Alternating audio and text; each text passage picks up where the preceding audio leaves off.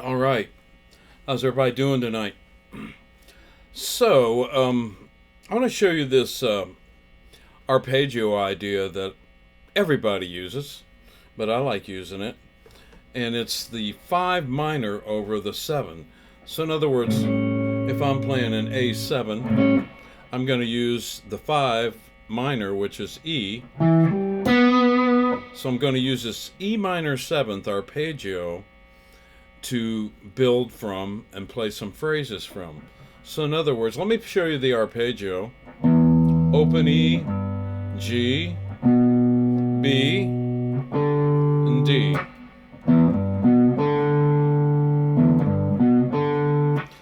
Here on 3rd fret, 2nd fret, open D. Up here, 7th fret with your 4th finger, 5th fret on the G or the D string with your 2nd finger, 4th fret with your 1st finger on the G string, up to the 7th fret of the G string. So then start here on the 9th fret of the G string to the 8th fret of the B string with your 2nd finger, to the 7th fret of the high E string, 1st finger, up to the 10th fret of the high E string with your 4th finger. So you have.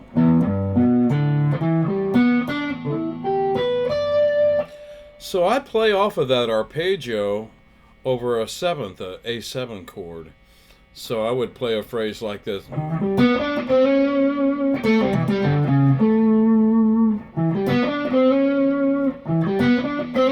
In fact, that's used quite a bit in fusion playing. Guys like Larry Carlton, Robin Ford, Matt Schofield, all those cats, man, use that kind of a.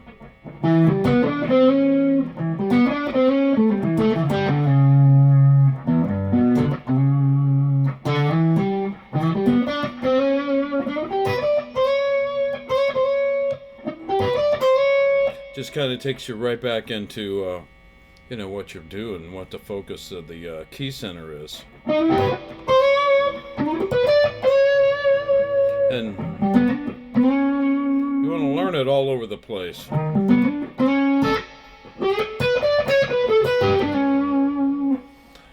So, what I would recommend is take that little arpeggio, that E minor 7th arpeggio,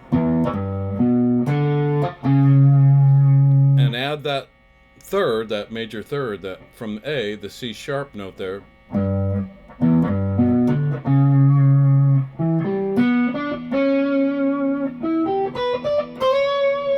and train your ears to hear that sound, and then try to incorporate it in some of your licks, like.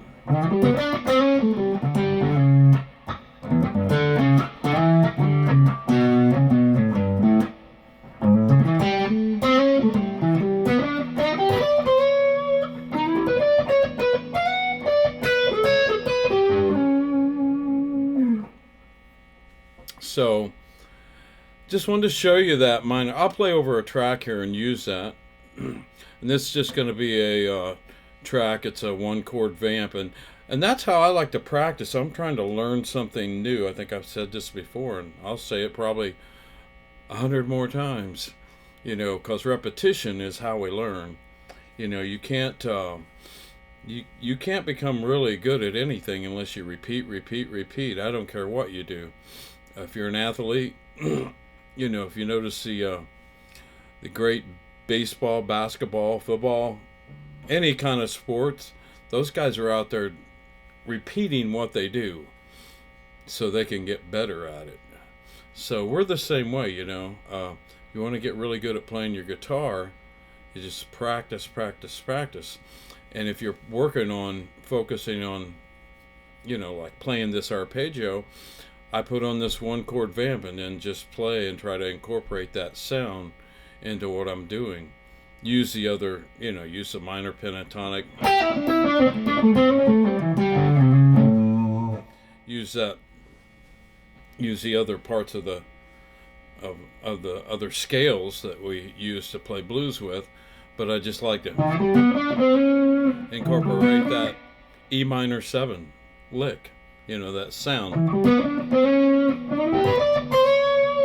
So anyway, I'm gonna play to the track just for a minute or two, just so you can kind of hear how. And I'm gonna play pretty simple, just so you can actually. I'm gonna outline that sound for sure. So, and again, do yourself a favor, find a. I don't care. You can put it in another key, you know, and I'd recommend learning this in other keys. What you're playing is the. If you're in the key of C, you'd play the 5. The 5 of C is G, so you'd play a G minor 7th arpeggio. So you're going to play the 5 minor 7th over, you know, your root chord. You know, over a C it'd be a G minor.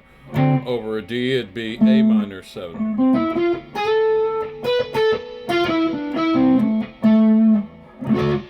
Anyway, so let me play over this A7 chord, and again I'm going to outline that E minor 7th arpeggio. So here we go.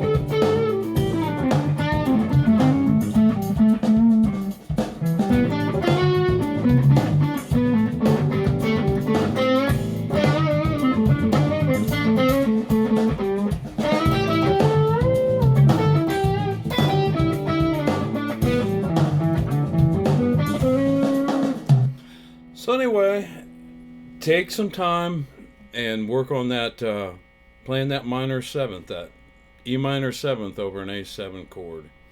And there's a couple other arpeggios I'll share with you here in the future.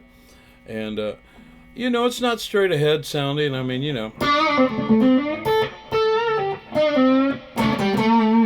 the straight ahead's pretty much just using the minor pentatonic with a little bit of the major pentatonic and the 5, the flat 5. That's pretty much what I consider straight ahead playing, you know. But this other, using the dominant 7th scale,